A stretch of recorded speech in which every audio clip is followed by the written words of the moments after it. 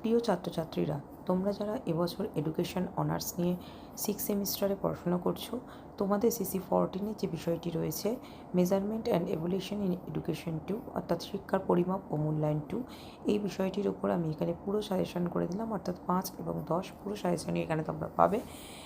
এবং এই বিষয়টি, এটা হচ্ছে DSCC14, এই বিষয়টি সম্পর্কে যদি আরও কিছু জানার দরকার লাগে, চলতি ভিডিওতেই আমার নাম্বার আছে, সেই নাম্বারে তোমরা ফোন করে নিতে পারো বিস্তারিত জানতে গেলে, এবং নোটসও তোমাদের যদি প্রয়োজন লাগে ওই নাম্বারে ফোন করে বা হোয়াটসঅ্যাপে মেসেজ করে বা এই ভিডিওতেও তোমরা কমেন্ট করতে পারো তোমাদের কী কী প্রয়োজন। এছাড়া আমরা বলে রাখি যে রিসার্চ পেপার আমাদের কোচিংয়ে পড়ানো হবে অনলাইন অফলাইন। যদি কেউ রিসার্চ পেয়ে থাকো এবং পড়তে চাও, সেক্ষেত্রেও আমার সাথে যোগাযোগ করতে পারো। এবং 7-8 যে বিষয়টি আছে তোমাদের 7-8 সেমিস্টার, সেই সেমিস্টারও আমাদের কোচিংয়ে পড়ানো হবে অনলাইন এবং অফলাইন। আশা করি ভিডিওটা ভালো লাগবে এবং তোমরা অনেক উপকৃত হবে। যদি ভালো লেগে থাকে, যারা নতুন আছো অবশ্যই চ্যানেলটিকে সাবস্ক্রাইব করে বেল আইকনে ক্লিক করে রেখো নতুন ভিডিওর জন্য। আর যারা পুরানো আছো তারা অবশ্যই বন্ধুদের মধ্যে শেয়ার করে দাও, কারণ খুব খুব গুরুত্বপূর্ণ হতে চলেছে এই ভিডিওটি। এখান থেকে তোমরা সব প্রশ্ন কমন পাবে। উত্তরের যদি প্রয়োজন হয় অবশ্যই আমার সঙ্গে যোগাযোগ করো। চলো দেখে নেওয়া যাক কী কী প্রশ্ন রাখা হয়েছে। আমি মডেল 1 ও 2 করে ভাগ করে দিয়েছি তোমাদেরই সুবিধার জন্য। প্রথম প্রশ্ন, মূল্যায়নের সাধন ও মূল্যায়ন কৌশল সম্পর্কে আলোচনা করো। ভেরি ভেরি ইম্পর্টেন্ট প্রশ্ন। 2 নম্বর, শিক্ষামূলক অভিক্ষা কাকে বলে, এর প্রকারভেদ আলোচনা করো। প্রথম প্রশ্নটা খুব গুরুত্বপূর্ণ প্রশ্ন। 3 নম্বর, মৌখিক, লিখিত, নৈর্ব্যক্তিক ও রচনাধর্মী শিক্ষা সম্পর্কে বিস্তারিত আলোচনা করো। মডেল 1-2 অনুযায়ী করা আছে, যাতে তোমাদের বুঝতে সুবিধা হয় এবং পরীক্ষা দিতে সুবিধা হয়। 4 নম্বর, প্রচণ্ড ইম্পর্টেন্ট প্রশ্ন, CRC এবং ARC সম্পর্কে বিস্তারিত আলোচনা করো। সাক্ষাৎকার কাকে বলে, এর প্রকারভেদ, সুবিধা অসুবিধা লেখো। প্রত্যেকটা মডিউল থেকে একটা করে প্রশ্ন আসবে, অতিরিক্ত একটা যে কোনো একটা মডিউল থেকে প্রশ্ন আসবে। তার জন্যই মডেলগুলোকে করে দেওয়া, যাতে তোমাদের পরীক্ষার সময় 10 নম্বরের প্রশ্নগুলো পরপর এলে বুঝতে সুবিধা হয়।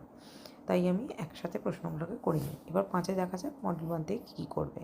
নৈর্ব্যক্তিক ও রচনাধর্মী অভিক্ষার একটু ভুল হয়েছে, পার্থক্য লেখো। শিক্ষামূলক অভিক্ষা ও মনস্তাত্ত্বিক অভিক্ষার পার্থক্য লেখো।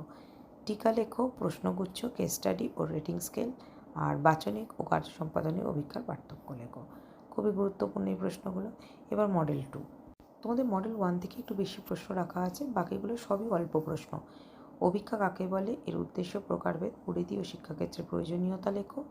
উত্তম অভিক্ষার বৈশিষ্ট্য আলোচনা করো। ভেরি ভেরি ইম্পর্টেন্ট প্রশ্ন এই মডেলগুলো। প্রথম মডেলটা একটু বেশি পড়তেই হবে, কারণ বিষয়টি একটু বেশি আছে।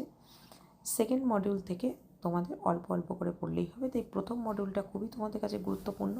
প্রতিটা প্রশ্ন প্রথম মডেল থেকে কিন্তু মুখস্থ করে রেখো, ওখান থেকেই 2টো প্রশ্ন চলে আসার চান্স আছে। এবার তোমাদের মডেল 1-এর এগুলো গেলে, এবং মডেল 1-এর আরেকটি প্রশ্ন যেটাই আছে, নমের ধারণা দাও, এর প্রকারভেদ আলোচনা করো। এটাও একটু ভালো প্রশ্ন, গুরুত্বপূর্ণ প্রশ্ন, এটাও একটুখানি তোমরা দেখে রেখো। এই 3টে প্রশ্ন মডেল 2 থেকে পড়লে হয়ে যাবে।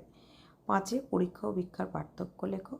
ব্যবহারযোগ্যতা সম্পর্কে টিকা লেখো। দেখো মডেল 1-এই বেশি ছিল, কিন্তু মডেল 2-তেও কিন্তু খুবই কম প্রশ্ন। মডেল 3, পাঠ্যক্রমের মূল্যায়নের ধারণা দাও, এর প্রকৃতি, পরিধি, উদ্দেশ্য, গুরুত্ব লেখো। স্টার দিয়ে রাখো, ভেরি ভেরি ইম্পর্টেন্ট প্রশ্ন। 2 নম্বর, পাঠ্যক্রম মূল্যায়নের মডেল সম্পর্কে আলোচনা করো। কর্মসূচি মূল্যায়ন কাকে বলে, এর লক্ষ্য, উদ্দেশ্য, প্রকারভেদ আলোচনা করো। এই 3টে পড়লে হয়ে যাবে। আর 5-এ কর্মসূচি মূল্যায়নের গুরুত্ব, বাধাগুলি লেখো।